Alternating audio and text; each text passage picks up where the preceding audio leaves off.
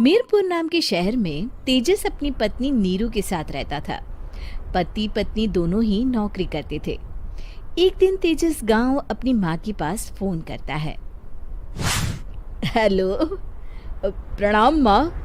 जीते रहो माँ, तुम दादी बनने वाली हो हैं? अरे वाह, ठीक है बेटा, मैं कल ही आती हूँ। जब माँ जी शहर पहुंची तो बेटे बहू ने बहुत अच्छे से स्वागत किया। लीजिए माँ जी, चाय। अरे गर्मा गर्म पकोड़े ले आओ माँ के लिए। नीरू रसोई में गई और 2 मिनट में ही पकोड़े ले आई। जी ये लीजिए। बहू जादू से बनाए हैं क्या? अभी तो रसोई में गई थी। यम्मी। माँ जी, शीला रसोई में पकोड़े तल रही है, मैं बस लेकर आई। हे भगवान, मेरा धर्म भ्रष्ट कर दिया तूने। अब तो गंगा जल से शुद्धिकरण करना होगा। दूसरे दिन, माँ जी मैंने नाश्ता बना दिया है, ऑफिस जा रही हूँ। पर अभी तो घर का सारा काम पड़ा है। शीला आती ही होगी, झाड़ू पोछा बर्तन कपड़े वो सब कर लेगी। हमारे जमाने में घर का सारा काम हम ही करते थे। जी माँ जी, आप बहुत होशियार हैं, मैं घर ऑफिस दोनों नहीं संभाल पाती। तो जरूरत क्या है घर से बाहर जाकर चाकरी करने की? वैसे भी घर का काम खुद करने से घर में बरकत आती है, समझी? पर माँ जी। पर वर कुछ नहीं, इस महीने की पगार मिले फिर ऑफिस बंद। हाँ। रात को नीरू तेजस से कहती है, सुनिए जी, माँ जी बोल रही थी कि मैं नौकरी छोड़ दूं। वैसे ठीक ही तो है, अभी तुम्हें आराम की जरूरत है। फिर भी आराम कहाँ, शीला को छुड़ाने के लिए बोल रही थी। तो अब 24 घंटे में इतना काम तो कर ही सकती हो। पर जॉब पसंद है मुझे, घर पर मन नहीं लगेगा। अगले दिन जब दोनों ऑफिस के लिए निकल रहे थे, मेरी तो कोई कीमत ही नहीं है इस घर में। माँ जी, आजकल महंगाई बहुत है, रहन सहन भी बदल गया है, दोनों नौकरी करते हैं तभी ठीक रहता है। अच्छा, तू कहना क्या चाहती है?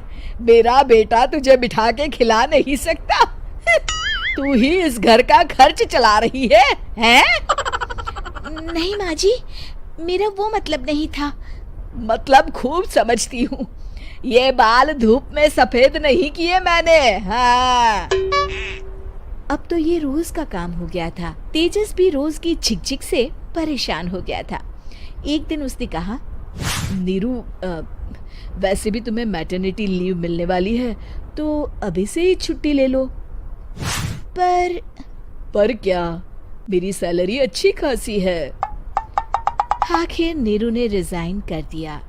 जब बच्चा हुआ तो घर में सब बहुत खुश हुए। कुछ दिनों बाद तेजस फाइल देख रहा था। क्या हुआ तेजस, कुछ परेशान लग रहे हो?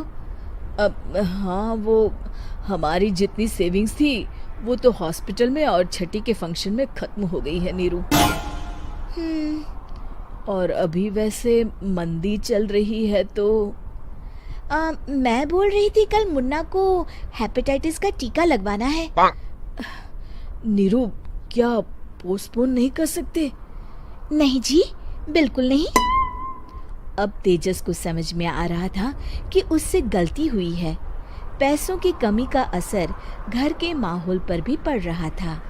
अगले दिन, बेटा मेरा चश्मा और ये दवाइयाँ ले आना, पर्चा देते हुए माँ जी ने कहा।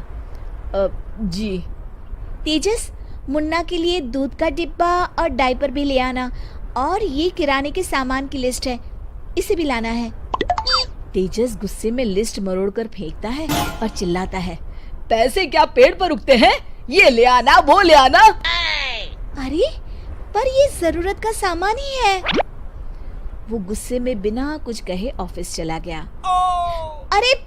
अरे लंच तो ले जाइए। नीरू दौड़कर डिब्बा पकड़ाती है। एक दिन खाना खाने के बाद, नीरू, अब तो मुन्ना कुछ बड़ा हो गया, तो अब तुम वापस ज्वाइन कर लो ना जॉब। पर इस रिसेशन में जॉब मिलना बहुत मुश्किल है। ट्राई तो करो। फिर मुन्ना, माँ जी है ना, और एक फुल टाइम मेड भी लगा लेंगे। पर माँ जी, उन्हें तो पसंद नहीं। तभी माँ जी वहाँ आ जाती है और प्यार से नीरू के सर पर हाथ फेरते हुए बोलती है, अब मेरी समझ में आ गया बहू, पहले के और अब के समय में अंतर है। तुम काम शुरू करो, मुन्ना की जिम्मेदारी मेरी।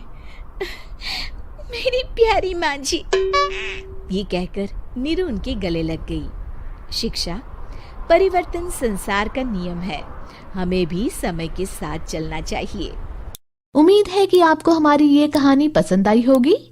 कृपया हमारे चैनल को सब्सक्राइब करें और सभी अपडेट्स के लिए बेल आइकन जरूर क्लिक करें। और हाँ, वीडियो लाइक और शेयर करना मत भूलिएगा। Bye bye.